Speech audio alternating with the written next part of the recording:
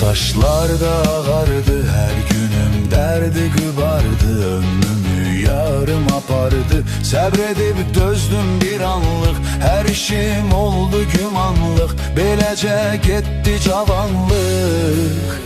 Demə boş şeydi məhəbbət, indi mən bildim nəhayət. Sevmərəm mən də bir daha, mənim üçün oldu bu ibrət.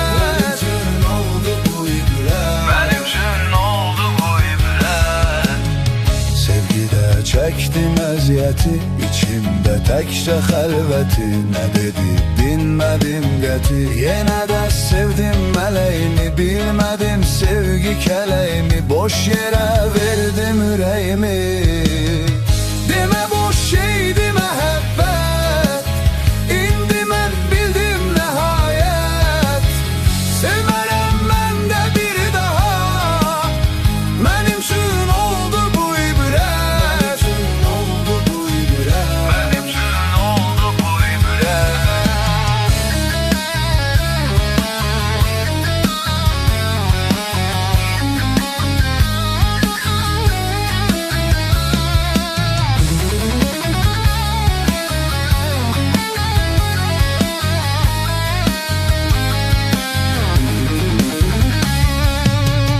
Görmürdüm yarı əməlli, niyyəti deyildi bəlli. Yenə də verdim təsəlli, yaşadım mən bu cür halla. Ürəyim doldu sualla, günlərim keçdi xəyalla.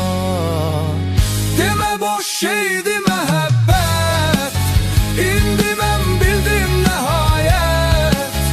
Sevmərəm mən də bir daha, mənim üçün oldu bu ibrət.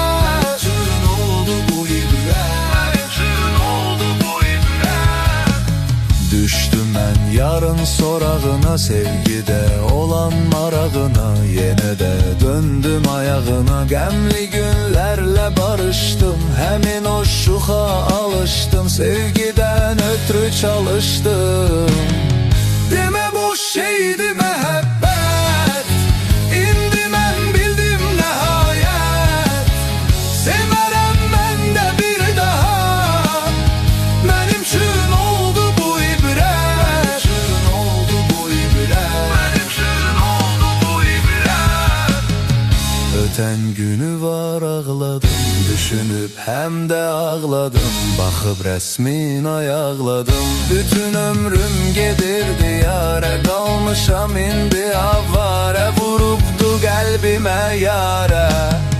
Demə boş şeydi məhəbbət, indi mən bildim nəhayət. Sevmərəm mən də bir daha, mənim üçün oldu